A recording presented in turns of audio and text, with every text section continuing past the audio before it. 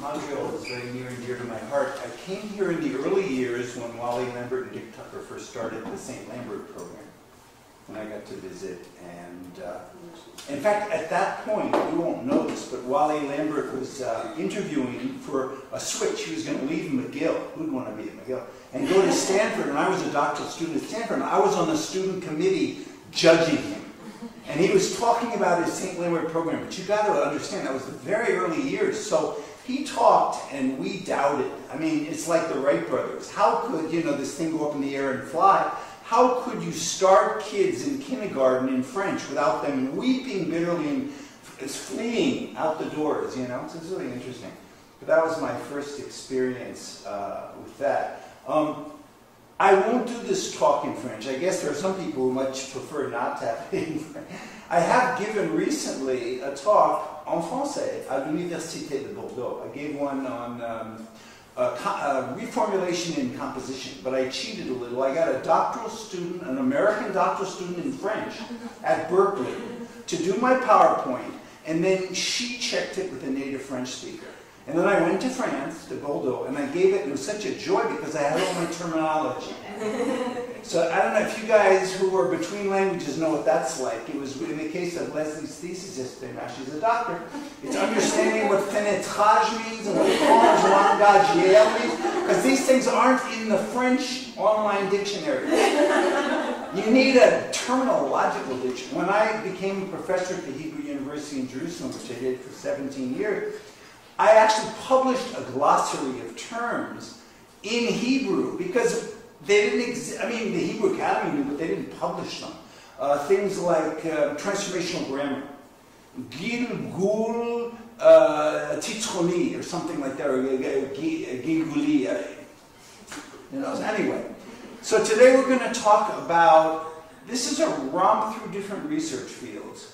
I originally did it for a talk I gave, a plenary I gave just back in the beginning of March in Famagusta for the Language in Focus conference. And they insisted on a paper, so it's now on your computer and it'll be available to you, the paper I'm speaking on. And you also have access to this PowerPoint, so there's no need for you to take notes. You'll have access to the PowerPoint. I'm leaving it with you. So it's from Famagusta. I also gave it just now a couple weeks ago in Tel Aviv University. And you'll see what you think. But as I said, it's a romp. It's a lot of the fields that I've been involved in that I think are worthy of continued look. I love to, in my career, and I've been retired 4 years, I'm in California, left the University of Minnesota. I love to promote new research thrusts, and I love to see them develop. I was in on the early end of strategies, and wow, it's taken off. Pragmatics, it's just fun to watch in a career, watch these things happening. Is there anything really new under the sun? Some people, you know, when you've been in the field too long, when you see someone getting all excited about something, you say, what's new about that? Right? And you run the risk of lack of awareness of the latest developments. So you might say, hey, this is worthy to develop research. Someone comes says, well, we've been doing that for, you know, so you might not know. But these are the three areas I'm going to talk about in the talk. Pathways to successful language learning, a close look at language learner strategies, and pushing the envelope with regard to target language pragmatics.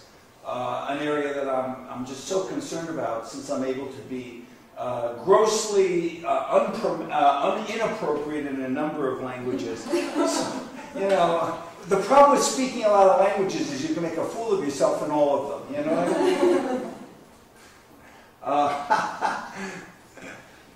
I mean? Okay, pathways to successful language learning. So this is an anecdote about the key to language learning through neurolinguistics. One day I was feeling incredibly sick. I stayed at home. I didn't go into the Hebrew University in Jerusalem. I get a call from the president's office. They say to me, there's a guy in the lobby of the King David Hotel. He wants to give you thousands of dollars to have a meeting to talk about the key to learning language in the brain. So I got out of bed, I took my pajamas off, I dressed, I had fever. And I go to he plunks $1,000 in cash in my hand. And he says, now put together a meeting. So I didn't know anything about the brain, but I knew that Lorraine Ogler, who had written a book on bilingualism in the brain, did. So I contacted her, and the two of us got a free trip to Rio de Janeiro. We were on the beaches there in Copacabana. It was a planning meeting. You know, talk about boondoggle. And then the next year we had an actual meeting, and it's published. It's in D Cohen, 1981. We wrote up what we had. Harry Whitaker, who was editor of Language and Brain. We had Jean Burko Gleason, who was doing her grammatical studies with the WUGs and looking at the grammatical development. We had some interesting. We had Steve Krashen. We had some interesting people. Did we come up with the answer to what unlocks the brain? The key to life? No. But, you know, I really think the key is going to be a chip that'll be implanted in your brain, and you'll instantly know all the vocabulary you need in whatever language. It's a little creepy to think, isn't it? It might not be implanted. It'll be set on your head, and it'll transmit all the knowledge. It's going to have to be better than Google Translate, but... Okay, becoming an informed consumer of language learning. So, what do wise consumers do? I'm sure you've all done these purchases recently. We just did a whole new couch set after 20 years. We got 2 love seats and a couch. So how do you do it? Okay, you ask a lot of questions. You check. Now online you can check from previous buyers, right? Get their reviews of how good it is before you purchase it. So there are a lot of things we do before you buy a car, before you buy a computer. What about language courses? Do we really check out which is the best course for us, the best teacher, the best method? The answer to a lot of those questions is no. In fact, I had one guy in Minnesota. I taught over 500 students for a decade, a course in language appreciation, culture appreciation. He was taking Swahili because he had a free slot at 10 a.m. in the morning. Did he like Swahili? No. Did he want to be studying Swahili? No. But he had his slot, 10 a.m., so he took Swahili. So I mean, that's part of what we're up against. You know, people learning languages for the wrong reason. And consumers of language don't necessarily do smart things. So how to get them more savvy? So they're asking the right questions. I developed a freshman seminar in Minnesota, I had a lot of fun with it, called Alternative Methods to Become Comfortably Multilingual. And I had honors students, and they really enjoyed it. We would go after type of instruction, instructor, whether you use tandem partners, the fit with your style preferences, your strategy repertoire, motivators. And this was published along with my dear colleague, Cynthia White, who's at Palmerston North Massey University in New Zealand. And we published a paper. At her suggestion, I enjoy teaching the course. She said, you really should write it up. I said, oh, really? If I'm going to write it up, you're going to write it with me. So we did it together. She's an expert on distance learning. Okay, so maximizing motivation, whether in a second or a foreign language situation. And I attended the second American conference on the American Pragmatics Association. It's brand new. It just had 3 conferences. I went to the second, and I attended a paper. Yeah, I'm sure you've done this too. You attend papers, and you attend one where your jaw just drops. You go, that stuff is good. Her paper was essentially on why foreign language learners can be more pragmatically appropriate than second language learners. It's axiomatic that if it's your second language, you do better in it. You're going to learn the pragmatics. What's the answer? No. In Israel, in principle, Israelis are exposed to street Arabic. Do you think they know street Arabic? No. They learn literary Arabic in the schools, how to read text. Do you think they know how to be pragmatically appropriate with Arabs? No. It's interesting. So somebody in America who's really studying the pragmatics of Arabic may do much better coming to the Holy Land and interacting with Arabs. It's interesting.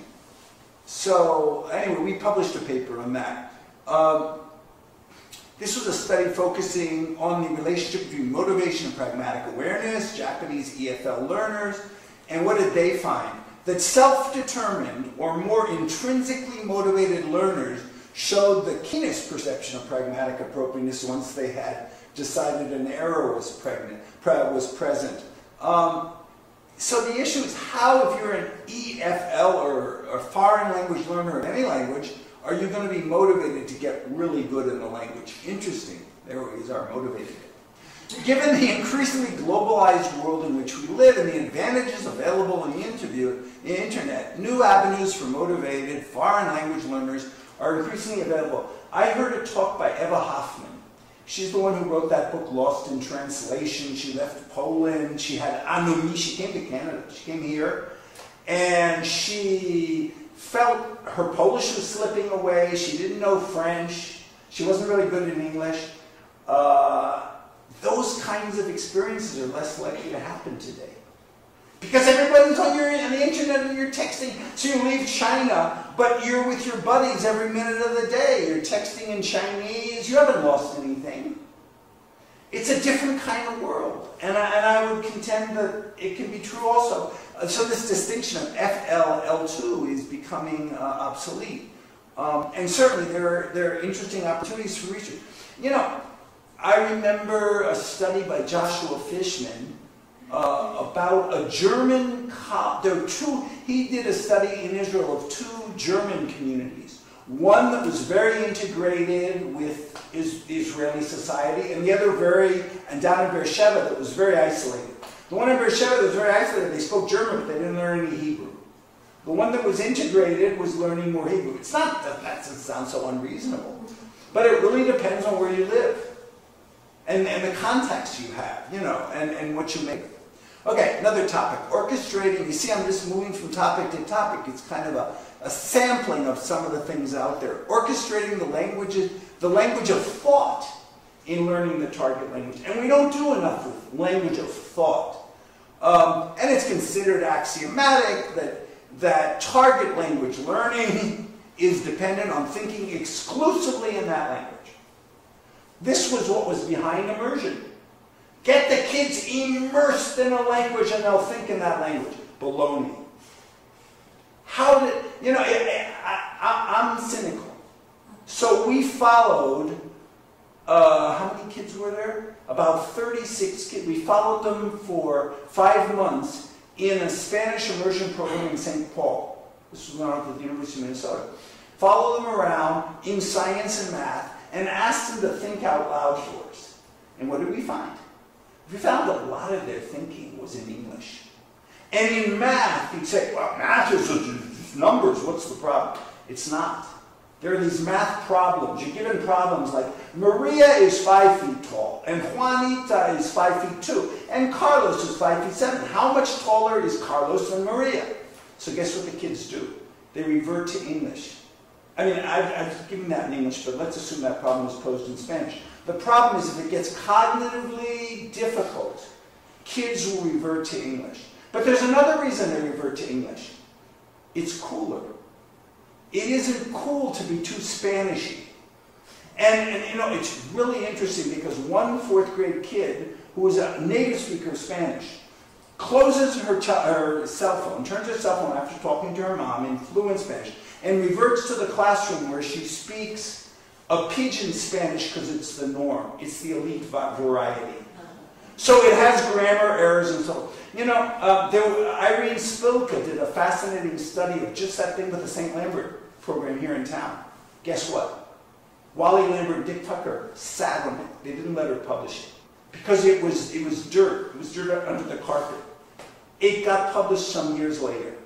But at the time, it was going to be part of her doctorate. They disallowed it because it gave Immersion a bad name. Rather than being honest about what's actually happening. So let me go on and show you what we did St. Paul. Okay, well, a little bit of background, evidence of French immersion, that students benefit from systematic access to their L1. This is Meryl Swain's new bit. She likes to promote the idea that L1 use is great in immersion. Why are they against it? It mediates understanding. This is Swain and Lapkin. 5-month study, but we looked for 5 months, as I told you, at the kids in St. Paul, and they used L1 more than L2 for conceptually complex verbal problems, math at least. Even in their, in their science, they weren't good at definitions in Spanish, right? They weren't good when it got rigorous. So what did we do? We then did an intervention. How did we do that? We gave every kid a popsicle stick with their picture on it, a mirror, and a little toy cell phone. This was before the time that every kid had telephones like today. This is way back when.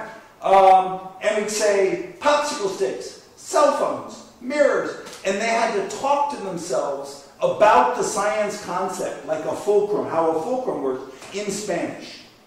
We were really trying to push the envelope to get them to use Spanish for more than just is a trivial carrier language. The focus was improving their inner voice in the target language. By the way, I ran this by Dick Tucker. He said, I don't care what their inner voice is in. He said, I don't care. If they want to do their inner voice in their L1, good for them. See, the psycholinguistic part of me disagrees with that. And I think research has borne it out. If kids are doing a lot of languaging in their native language, they're not doing that languaging in the second one. Let me take it. You as adults, you read an article in English, but you do a heavy translation of it into French with a lot of marginals in French. What are you left with? Are you left with all that rich English vocabulary in your head? Probably not. That's what I mean. In other words, kids are doing themselves into service, and adults too, by doing all this translation. Get it back to your native language. You understand the article perfectly, but are you left with a lot of language, learned language material? Probably not. The reason my French is strong, I think, is because I started in my teens when I knew nothing about linguistics, and I just absorbed a lot of French. And my then French mother from Bordeaux is still alive. She's 95 in her senior residence, and we talk on Skype. And I mean, it's incredible, you know. So that's how I got my French so strong. It was from using it, really using it, rather than avoiding it. So research with middle school French immersion students in Canada found that students performed the following functions in their L1. Figuring out what was expected and planning the task, looking for L2 vocabulary, arguing issues. That's sad. Wouldn't it be great if they would really argue issues in the target language? I would contend that it's because they're not really good at it. They don't really know how to make a strong argument in the target language. They revert to L1. While doing French composition, more than while doing science. So they go back to their L1 to do French composition. While interacting with peers, and this is a real, you know, is it cool to be in the target language if you want to talk to your peer about going out to a movie or this or that? That is also an area that can be problematic. Turnbull and his colleague, quasi-experimental study to determine when and how the L1 was used. This is in late immersion, 7th graders. And talking about complex science, the L1 acted as an important cognitive tool to help make sense of complex science content. So I would worry about that. I would worry about that. And we just need more research on the languaging side and the psycholinguistic impact of it on performance. Is it ultimately beneficial, or is it a crutch? I must say, like, I've been studying Mandarin now for 5 years. Sadly, you see, as an expert in applied linguistics, when I travel the world over, if I'm in China, and I've been there 8 times, I tend to be with English teachers, English professors, and they talk to me in English. You know what I mean? I mean, this doesn't help my Chinese. I had the most fun, I studied Japanese for 10 years. I had the most fun with Japanese when I was on a gondola, swinging teleferique, swinging high over the mountains, in the same car with some monolingual Japanese speakers, and we had a conversation in Japanese. You see, otherwise they revert to English. Doesn't help my Japanese any. Okay, deriving benefit from error correction.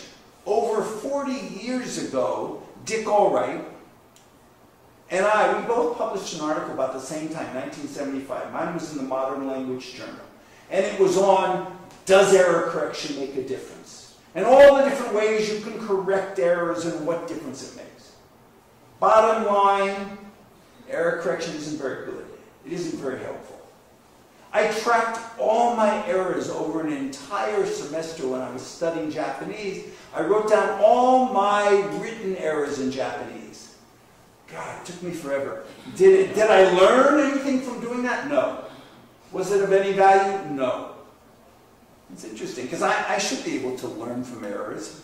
To correct errors judiciously, if affecting intelligibility, high frequency, at a high level of generality, because they're stigmatizing, affecting a large percent of students relevant to the pedagogical focus, what do?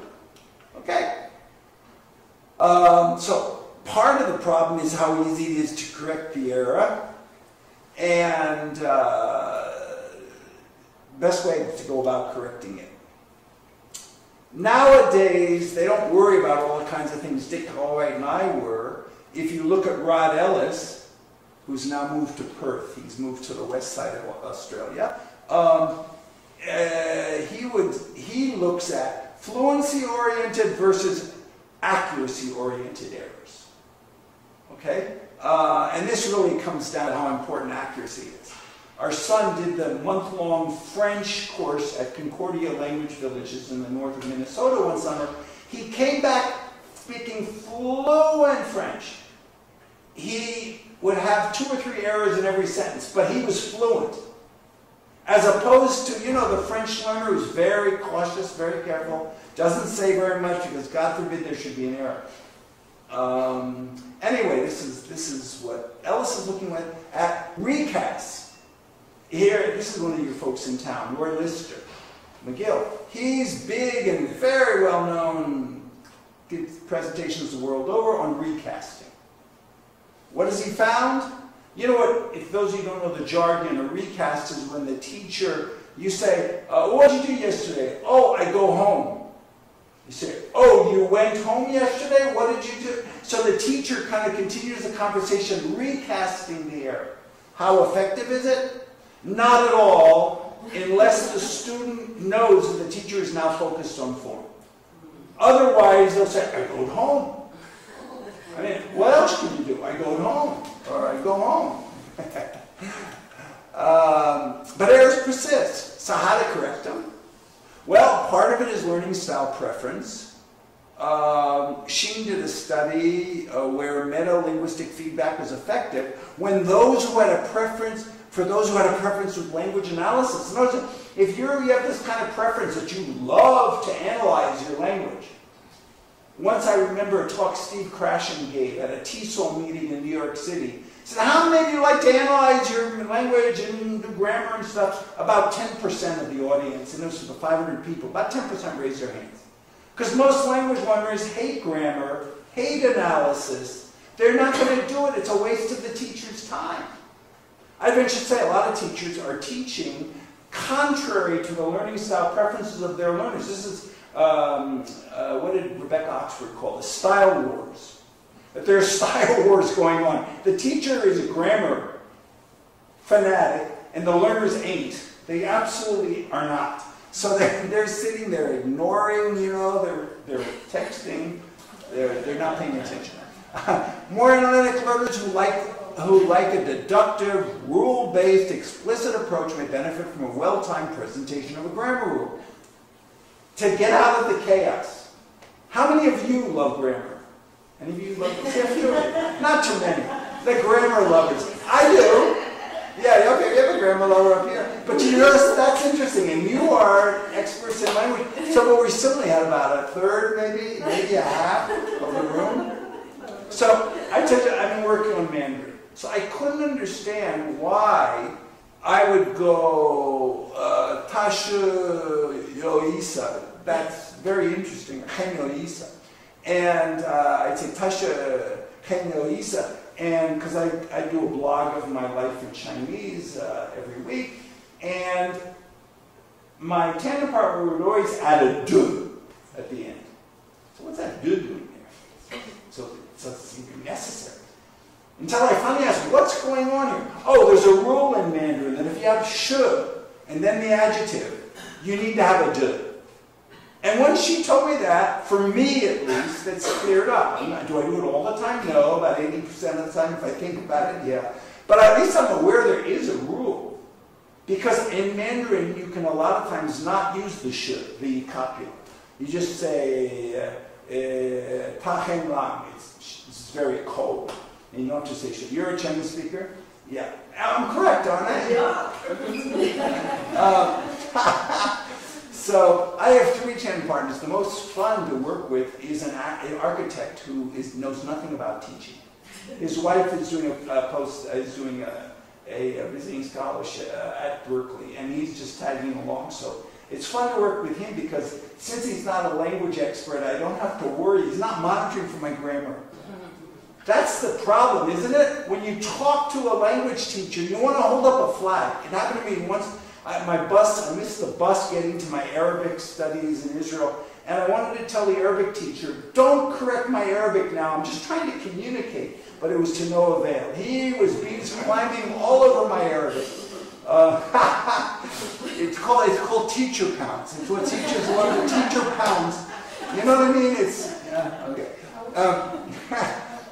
A learner who prefers a more intuitive, inductive, implicit approach may just want to see a lot of examples of forms in action rather than be given a rule. For them, a rule is water off a duck's back.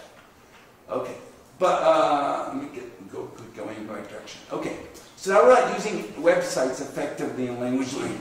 How much research has been conducted to determine the effectiveness of websites? I would venture to say a lot of time is spent constructing the websites. And like the one we did on grammar strategies, we had 2 website tests. What are website tests? That's when you get users to complain about what isn't working effectively on the website. They say, oh, the font size is terrible here. Or why is this on the right? It should be on the left. We did it twice. That is not what I mean by checking out how effective the website is. I mean, once it is launched, who uses it? How much do they use it? For what do they use it? And with what benefit? All right? This kind of research I don't think is done much. Anyway, so after we got the Spanish Grammar Strategies website launched, we conducted a research study to determine how it was being used. At the time, this was my graduate assistant, Angela Herrera, and these were 2 undergraduates. I love doing research with undergraduates because they're so authentic. They were the ones who really interacted with our 15 paid learners, and you know, they have jeans, they know how to dress. Now if it's jeans that have all the holes in them, I don't know how it is here, but Oakland, California, you can't seem to find a pair of jeans that's all together, you know what I mean? That's 5 or 6 holes in both. So they know how to look authentic and local. I dress square. So we followed 15 kids for 6 to 8 weeks. We paid them money. Each got about $75 to go get books at the bookstore. We had them use a strategy checklist, worksheet. For every strategy, they took off the Spanish grammar strategy website in order to track which strategies they used over time and what the impact was. So we could actually track and find out whether they used such and such a strategy. We asked them, how did it go? And we got some really encouraging results like, oh, those grammar quizzes I was getting 50s on, I'm getting 100 on, I'm maxing it. Because I didn't know that rule, and now using your strategies on the website, it's cleared up for me. I would contend that there's a lot of there are a lot of those kinds of situations. Because teachers teach grammar, but they don't teach learners how to learn grammar. Rebecca Oxford, when we were doing our book that I did with Ernesto Mercado on language learner strategies that Oxford University Press published in 2007, we gave Rebecca Oxford the assignment to review the literature on grammar strategies. What did she find? She couldn't. She said there's no literature. No one's done studies on grammar strategies. And that's why we did this website. It was going for the jugular vein. Since no one had got research on it, we wanted to get a site up and then do some research on it and see what the effect would be. We collected 45 hours of videotapes. I went into Spanish classes and I said, hey, you guys, how many of you think you're really good in Spanish grammar? And you got a few hands. Okay, see me after class. So we got recruits, we paid them, and they were on camera to tell us what their strategies were for learning Spanish grammar. And of all of and some of the stuff was baloney, it wasn't useful. But we got a bunch of strategies, more than 72. We had probably about 80. But guess what? We invited these people back and we trapped them into using the Spanish that involved what they said they had strategies for getting right. And guess what? Some of them didn't. So we ejected them. We ejected those. It wasn't a top-down approach where we say we need strategies for this and this area. Instead, it was bottom-up, where we actually found people had viable strategies, and then we built the website. We came up with 72. That's a lot of strategies still for Spanish grammar.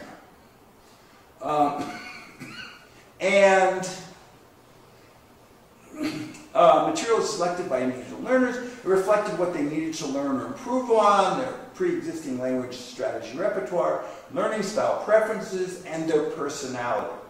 And we thought, the results were encouraging.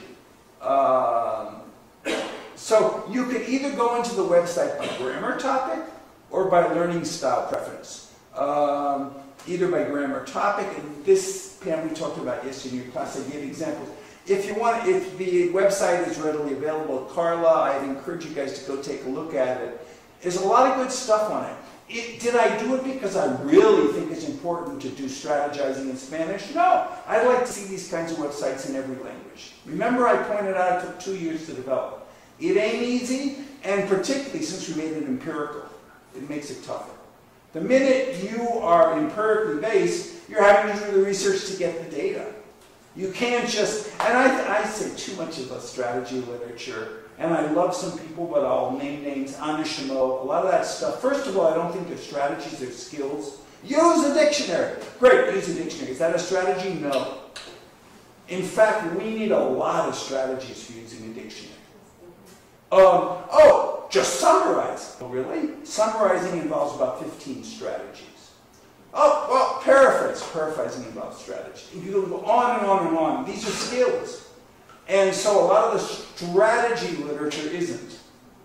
And that's, I think, part of the problem. You feed these things to students and they're not going to show up with success because they don't know what to do. This is a very specific grammar strategy website. You go in there and you're getting very specific. The vaguest strategy in our 72 is avoiding avoidance.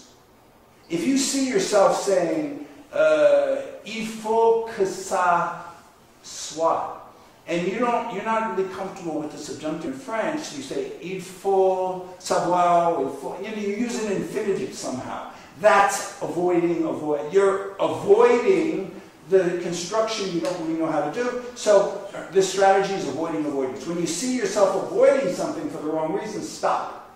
And stop avoiding it. Okay? So it's interesting. Avoiding language attrition. Wow.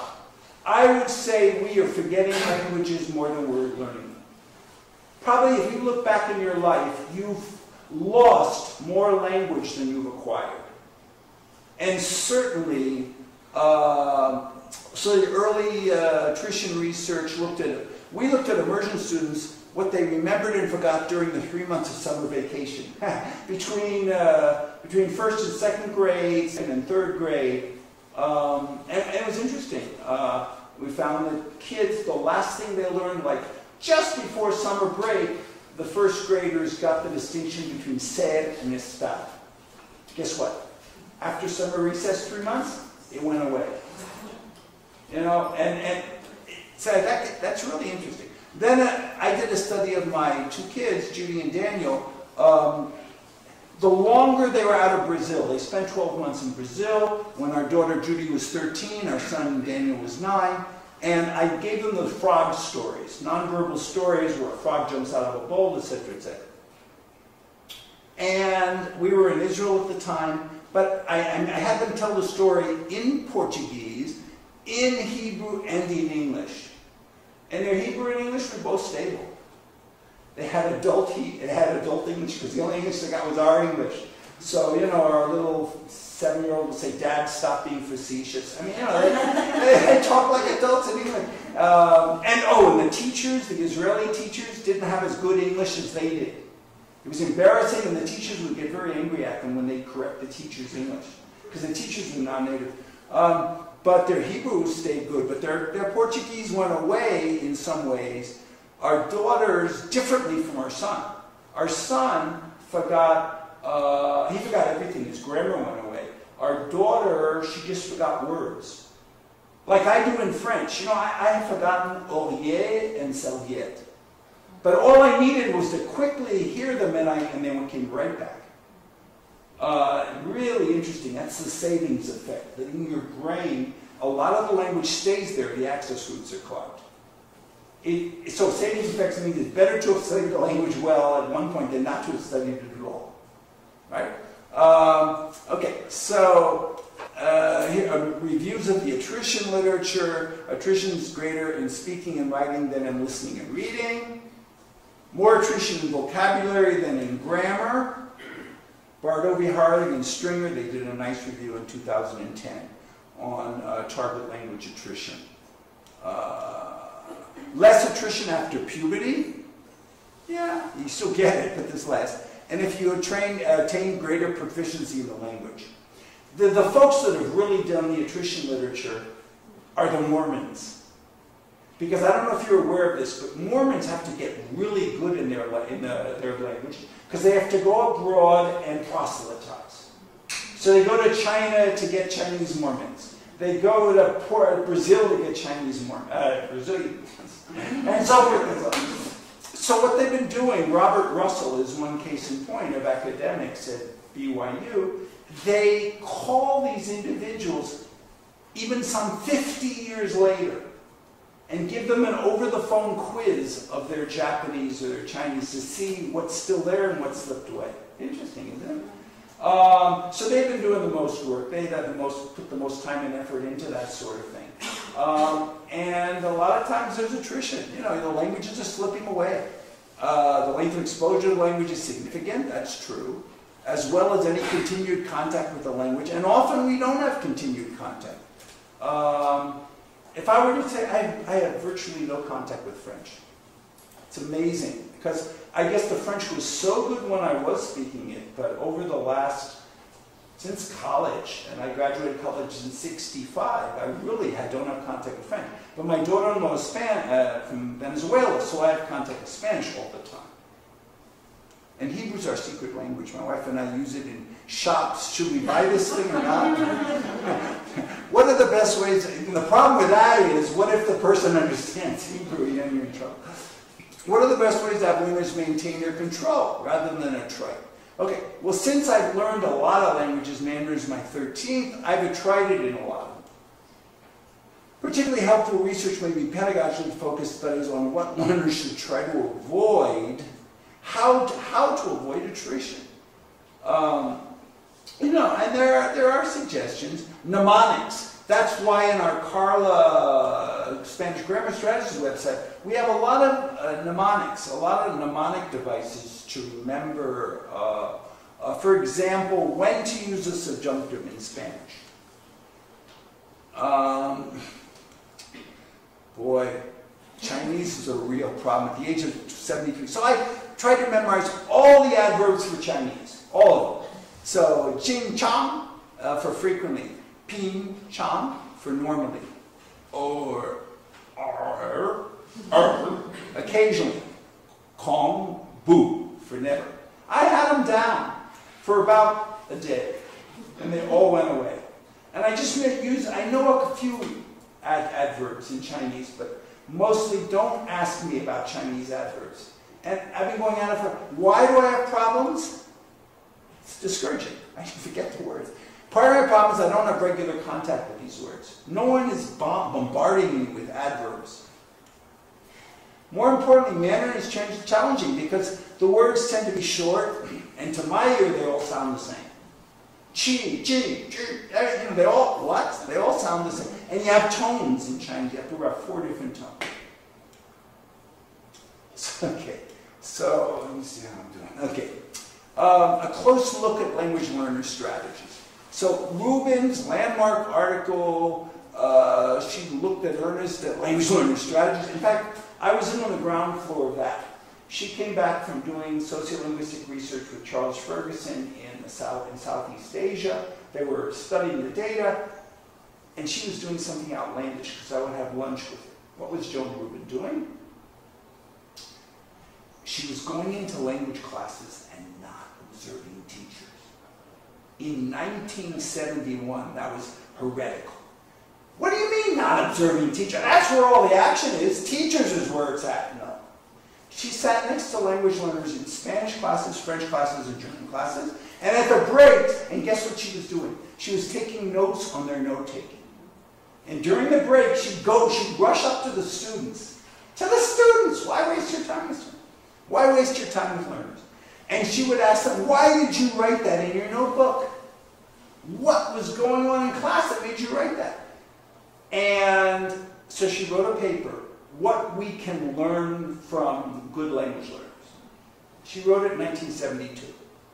Do you think any journals wanted to publish it? No. 3 years later, finally the TESOL Quarterly published it. It took her 3 years to get it published. It wasn't fashionable to focus on the learner. We knew that all the interest needed to be in teaching. Interesting how times change. At that time, it was revolutionary to focus on learners. But now we know that LLS, language learner strategies, application of it is not a panacea, right, Pam? It's not a panacea. You can do strategy instruction till you're blue in the face, and some learners don't get it.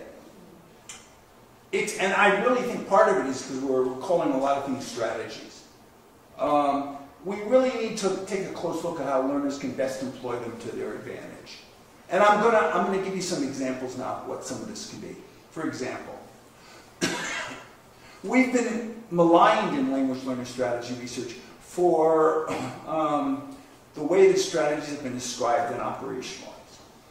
There's new research suggesting, and I perpetrated some, on the fluctuation across the functions or roles of strategies means that it's a myth and counterproductive to label strategies as metacognitive, cognitive, social, or affective. It's grossly underinformative. If you look at the brand new book that Rebecca Oxford just published with Routledge, her second edition of the language learner strategy text, she only gives one affective strategy. What is it? Positive self-talk. Come on, Pam, come on, Daphne, you can do it. I would contend that there's a lot more going on in effective strategizing. It's when you have those horrible moments, those oh shit moments, when if you take action right there and then, when it gets tough, and figure out, you're probably going to go back to meta and say, well, that didn't work, what should I do now?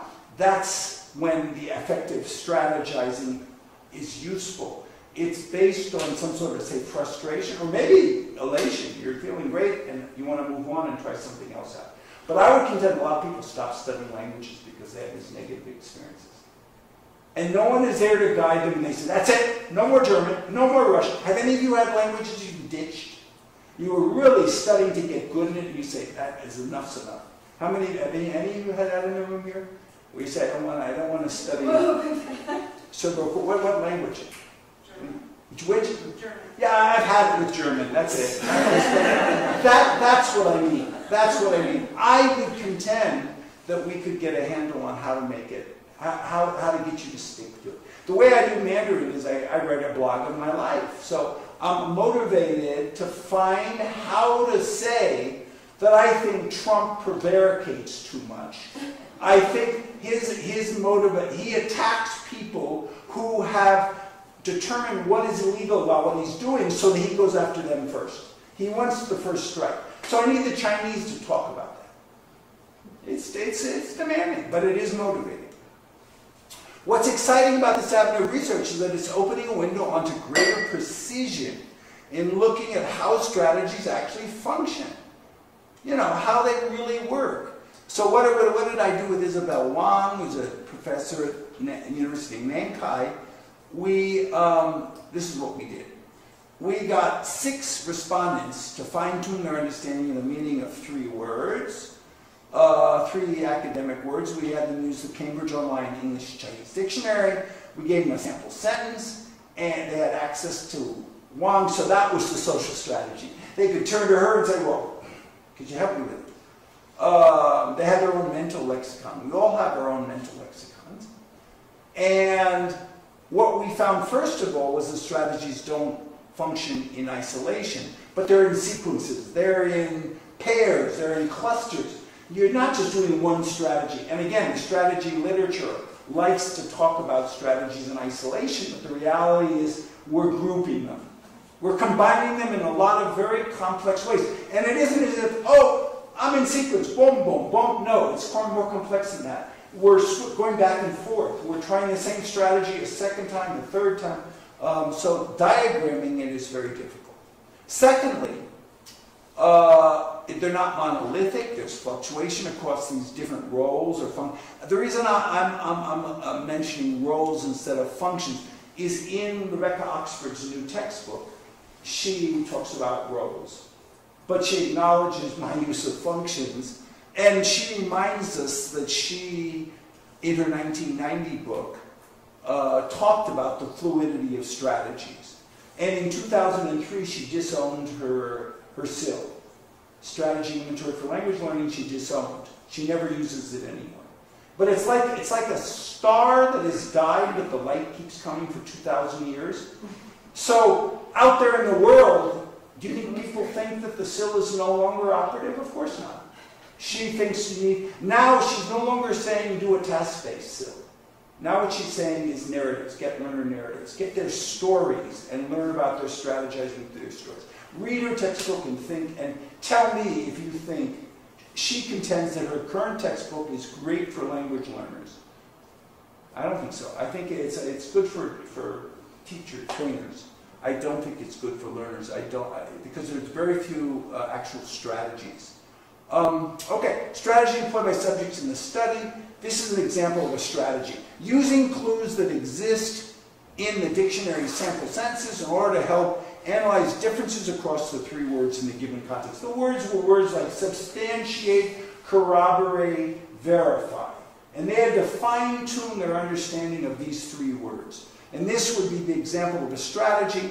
And what we found is that there was great fluctuation across these different categories, not so much social, but a lot of affective, cognitive, metacognitive. They'd have an oh shit moment and they'd switch back to another planning moment, then they'd get into cognitive, and it would be rapid fire back and forth. So these functions are going a mile a minute. You can imagine it took us some months just to diagram this effectively. Right now, the paper's under review with applied linguistics. An open invitation to researchers. Let's get more of this kind of work with different language backgrounds, different style preferences, different kinds of tasks. We just took a very simple vocabulary task.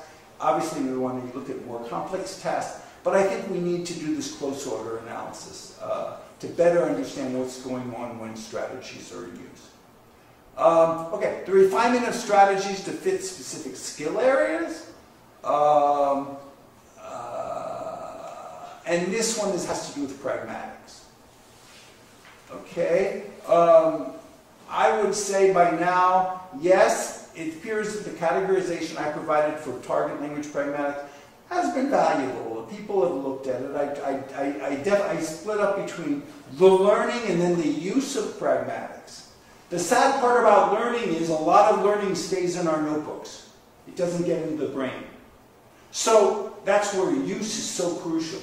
Taking it from what's learned to what's actually performed. What you're able to perform. Okay. The construction, so this is that Grammar Strategies website, strategies for enhancing the learning of Spanish grammar. So you could either go into it according to some specific area, like I want some strategies for learning subjunctive, or remembering the se and stata distinction. I'm looking for strategies that match my learning style. And so you can, as you can well imagine, of those 72 strategies, some of them are in both sides. Okay? Then it would be great to have a fine-tuned job on vocabulary. I don't know if any of others of you use Google Translate. I'm very dependent on it in my Mandarin blog. It's about 40% effective. 60% of the time it's giving me garbage. Absolute garbage. Because it doesn't know what I want to say, really. Right? Online dictionaries are frustrating. Whoops, I'm in the wrong direction. Online dictionaries are frustrating. They don't have examples, a lot of them. So you don't know. Like I learned in my Chinese blog, I wanted to say my wife went to the hospital to have a cast removed. I learned that in Mandarin there are 16 verbs for removing. And only one of them, I think it's chu-chu, is to remove a cast. Hello? You know, that's what we're up against. It's like there's so many choices in vocabulary learning. And lessons, there are pieces on palms, in Chinese, taking, I guess at dialect, there are so many ways to take, and it's mind-boggling, absolutely mind-boggling. You appear to research on how learners use vocabulary strategies is useful. Okay, so leave categorization. Can we learn anything from hyperpolyglots like myself? I think so. I think so. You know, and certainly the bilingual paradigm is over. I grew up with the bilingual paradigm. I think a lot of you did. You don't just know one language, you know two. Wow. In Minnesota, my undergraduates, as I said, I teach a course to 500 over a decade. They knew 3 and then 5, some even more. They had Icelandic. You know, you start with German, French, some of these basic languages, but then you move on to Icelandic. This one Swahili because he had a slot at 10 a.m. I mean, you're just a bunch of them. So the bilingual paradigm is just not it. We're into multilingual configurations, and then you're into what's fascinating, transfer, not from your native language, but another one, maybe that's very similar to the one you're working on, right? So I get transfer from Hebrew into my spoken Arabic. I got transfer from Spanish in my Portuguese, because Portuguese doesn't work like Spanish. In some cases. Like Portuguese, the word for research is pesquisa. And that's not Spanish, pesquisa. You know, studio or something. Well, most people do not study 12 or more languages. You can learn. Erhard did a book called Babel No More. He's a journalist, but he has a PhD in linguistics. And he came to my University of Minnesota, and he followed me around for 2 days to see what I, as a hyperpolyglot, hyperpolyglots, by the way, are people who have 12 or more languages. So I just squeaked in. But he has Alexander Arguelles. I'm sorry for saying 5. Earlier, I said you spoke 5 languages. No, 13. I'm on my 13th. And Alexander Arguelles has 81. 81 languages. He reads in 35. Google him. Go Alexander Arguelles. Google him. What will come up is a video of him demonstrating how he goes through his day. He spends some time writing in Hindi, then he jumps over to Japanese, then he moves to Chinese. You go, what? That's Alexander Arquelles. Then he has a guy from the Foreign Service Institute in Houston who has 21 languages. And he talks about this priest from the 1900s who had 71 languages, 71. People would come from all over the world to consult with him about religious issues. So my 13 makes me kind of on the low end. But I think I was the only applied linguist he consulted. And I went after him on verification. Like, it's one thing for someone to say, I know 81 languages. Oh, really? What can you do with your 81 languages? You know, are you pragmatically appropriate in any way? You know, and so forth. It gets fun. So he wrote his book, and he does cite me a few times in the book, on Babel No More. It came out in 2012. So we can glean things from hyperbolic. It's like, what do? They take advantage of their learning style preferences. Like, I am concrete sequential. So I like to learn things in sequence. A lot of learners don't. They're random intuitive. They just kind of hit or miss, free flow. The teacher says, today we're going to do these 3 things. The random intuitive people just sit back, they go, okay, whatever. And they're not tracking. But the concrete sequential is saying, wait a second, teacher, you said, what was the 3rd thing? I mean, they're calling them on their 3 things. That's concrete sequential. They make conscious use of their language learner repertoire, their strategy repertoire. They have sessions with tandem partners. They forget sessions with tandem partners. We got a new couch set, and I forgot that my architect and I had agreed at 5 p.m. You know, I mean, 3 tandem partners is a busy week, making sure. And let's see, one of them is at Nankai, so I'm Skyping with her in China. Another one just finished her master's in teaching Chinese at San Francisco State. We Skype. I actually Skype also with the architect, even though he's local. Continually relying on checklists, scheduling a time, managing space. Wise choices about support from electronic devices, because you can get a lot of garbage. Motivating yourself, staying motivated. And my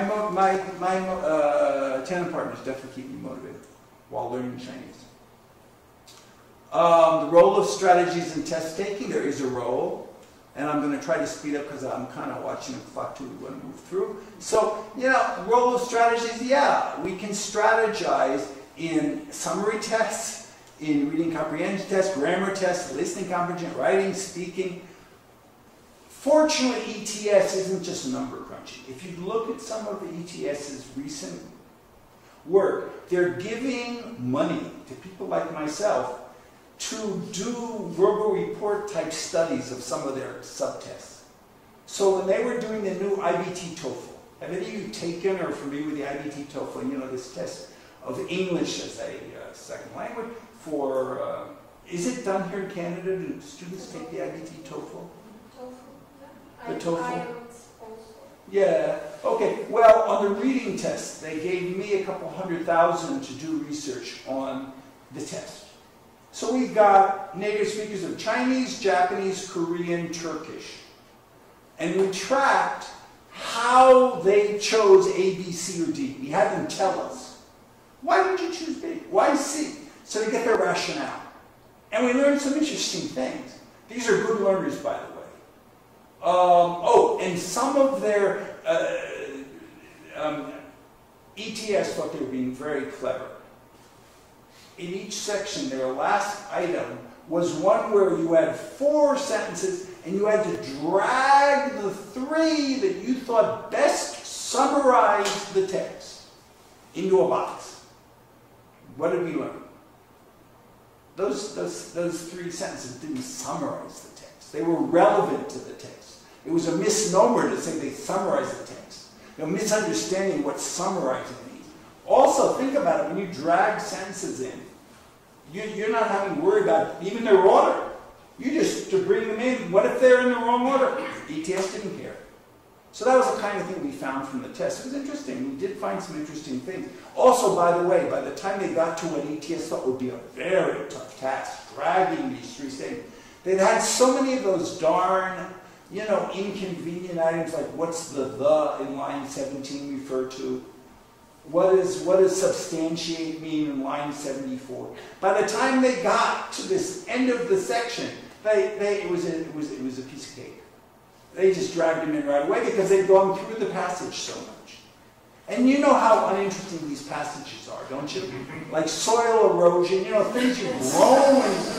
I'm not interested in this. We get some really, okay. So it's nice that they're commissioning this kind of research. Ours was published as an ETS monograph with Tom Upton, who's at Indiana University, published in 2006. Classrooms, teachers can benefit from research on whether their measures are assessing what they intend to measure, And that's why I like to use the verbal report. Either think aloud or introspection when you're analyzing as you go, or immediate or delayed retrospection looking back. And we've seen that some learners use strategies to do well on tests, which is problematic. In other words, test wiseness strategy. They psych out the test. So you think you've taught them language. Guess what? You haven't. But if they're from a Japanese background or some of these other backgrounds, it's the family honor that's at stake. So they're going to do everything to do well on your test, even if they don't know the language at all. I have two of my own personal experiences I'll share with you. I had a take home of my Hebrew ability. And I was really at the intermediate level in Hebrew. I was going to be a professor at the Hebrew University. They told me I'd have to teach in Hebrew after year one. So I maxed the test and I was told, sorry, you don't need any Hebrew at all. I did so well on this take home. I said, that's crazy. So I put myself in the most advanced class. Did I suffer? The people in the front row were writing Hebrew poetry. I in the back had the newspaper over my head so the teacher wouldn't call him. I felt so embarrassed. I was so out of place. That's the downside of doing really well on a test, way beyond your ability. And then the other time was Pat Dunkel had me take a test of Hausa listening comprehension. I had never had any contact with Hausa in my life. But again, I use test-taking strategy. So there's these two guys standing by an automobile, and they're speaking in Hausa, which I don't understand. But one of them says, Alta, goes on. So I heard Alta. So I ticked where it said, oh, they're talking about the auto. And it was correct. That's the kind of, I mean by test-taking strategy. I would use any clue I could, and I was too good. It's a little like your pinball machine where the ball doesn't drop because you're really quick at making sure it stays out there. I mean, that was the kind of thing. And unfortunately, this goes on. So what do? I wrote one paper for a volume that was written, I guess it was a Routledge volume on test taking. And I wrote on how to write items that can't easily be answered by test wiseness. But something a lot of teachers don't think about. You give items that are too easily answerable. Okay? So now the final area I want to talk about is, as I said, pushing the envelope on pragmatics. I think it's great that so much has been done on pragmatics. Hi, Shlomo. So sorry I'm late. I'm still learning the bus route. I don't like to keep people waiting. And this is in Israel. And so what's Shlomo thinking in the bubble? Not such a big deal. Why are you apologizing? But he's an American, he's USA. And he's going to do his apology stick. And the Israelis say, what are you, life is tough. Why should you apologize for being late? And this is in Japan. Waiter, the soup isn't hot. Yeah, don't do that. Ooh, you don't complain. You just sit there having your cold soup. What happens in Montreal? Can you, about 5 minutes. 5 minutes. What can you do in Montreal? Can you tell the waiter this is not hot, put it up? So it's so cultural, it's so culturally specific. As I said at the outset, my PowerPoint is available, and the paper that all of this is based on is available. So I'm just going to romp through, since I've been spending a lot of time, and we're not going to have time to talk about these areas of pragmatics. Let me just romp through them.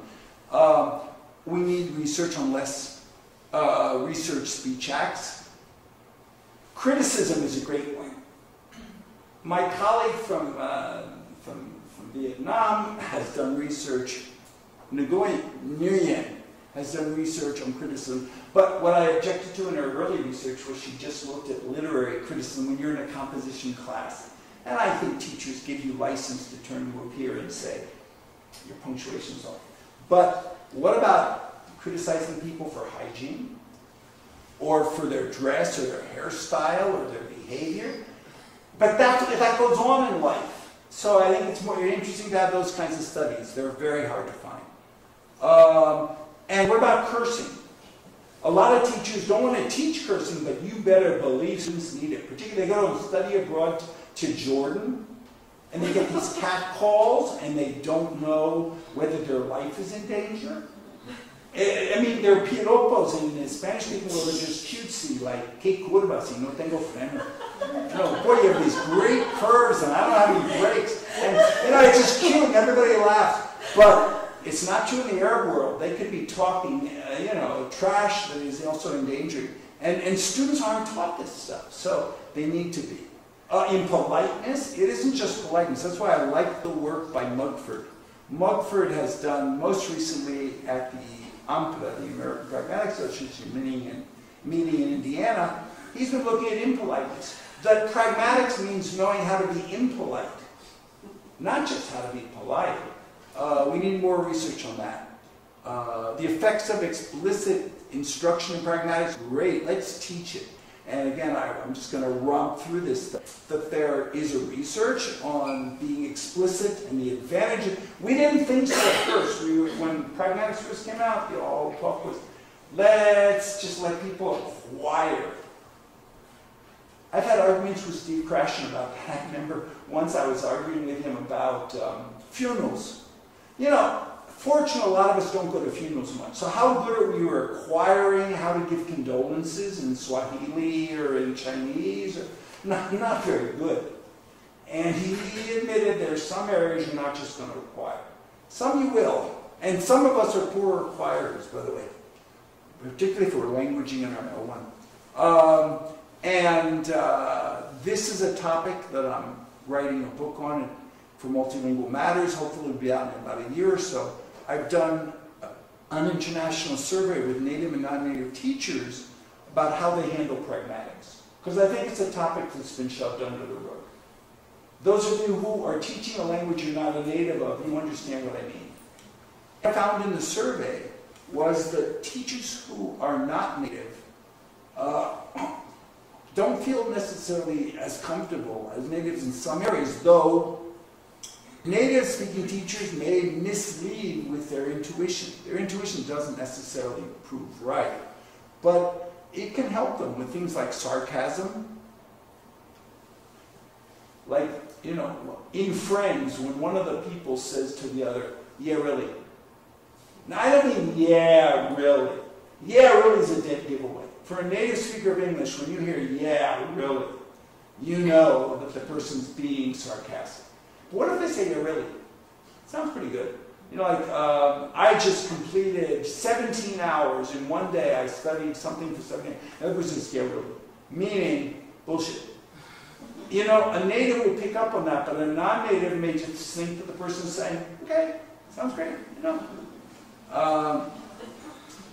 So I have no time to go through this, but the survey was interesting. Hopefully the book will be useful. It's with Multilingual Matters to deal more with what natives and non-natives can do with pragmatics. And really to bolster the work of non-natives. But also natives who, they're not necessarily agreeing to teaching pragmatics. They need support. And finally, I go into the teaching of pragmatics in world English. And I must admit that I'm a little cynical. You read these books by Matsuda and by Marlene and Guri, and they're talking about how using a standard like the UK English or American English is inappropriate. Let the standard be local Japanese English for everything, including pragmatics. Local Chinese English. And my mind is like, you're really? Okay, if so, you know, let me see what the textbooks look like. Joan Baratz and her colleague at the Center for Applied Linguistics actually cranked out a bunch of textbooks for teaching blacks Black English, Ebonics. You know how long it lasted? About 2 years. Did the black community like it? No. They felt it was a put down. You know, my dad be working, he done work, they went through all the ways that blacks use the verb to be. So I don't know. The jury is out, but you have a Japanese and a Korean business person and they're conversing in English and Seoul. Whose pragmatics are they using? Are they using Japanese pragmatics? Are they using Korean pragmatics? Are they using some form of English language pragmatics? It's a really interesting issue. And I've consulted with people like Barbara, the ELF people. Blocking on her last name right now. But the English is the lingua franca folks. They don't care. They say, we look at English in general in the world. And context specific, don't worry about these things. But there are people in world Englishes who think it does make a difference. So, it's interesting. I raise it. I don't know if we want to go there. Do we need local moments for politeness? For example, for the Arabic-speaking world. Okay. So in summary, let me skip through. Summary, my first task was getting learners to be informed consumers, getting motivation more harnessed, checking out the thought processes in language learning, getting us to benefit more from error correction, good use of websites, avoiding language attrition. Second thrust was on strategy, how strategy functions fluctuate, looking at that. Finding our strategy categories, checking out what polyglots can teach us, do more with test taking. And the third and final focus, which I just went through very briefly, was looking at speech acts that are less commonly looked at, the effect of explicit instruction in pragmatics, comparing native and non-native teachers, teaching pragmatics in world Englishes, if at all. And in conclusion, hopefully the topics covered in the talk will provide some ideas for researchers looking for issues to investigate in applied linguistics. These are ones I've been involved in. And it's kind of a pep talk. And over the years, I've had a lot of people come to me and say, what should I do research on? Well, these are some of the areas. I think, just because it was looked at, 40 years ago doesn't mean we should assume it's been handled. I think a lot of it hasn't been. If it had been handled, we'd have answers to the key to language learning. And we still don't.